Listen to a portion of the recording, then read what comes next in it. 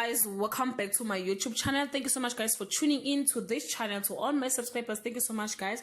And if you haven't subscribed yet, please don't hesitate to press the subscribe button and notification bell so that you don't miss any of my uploads. Guys, I'm here to update you of what is going to happen on Scandal from the 13th to the 17th of April 2020.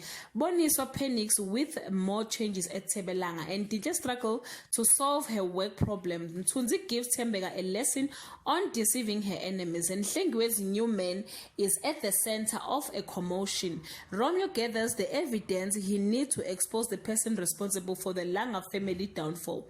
Thembeka plot to hide from the accusations thrown at her, and Gloria's nerves gets the better of her when she least expects it. Guys, I'm patiently waiting for Boniswa to realize who is Thembeka. This is all I have for today, guys. You can leave your comment below and share your thoughts. Till we meet again, I love you so much, guys. Bye.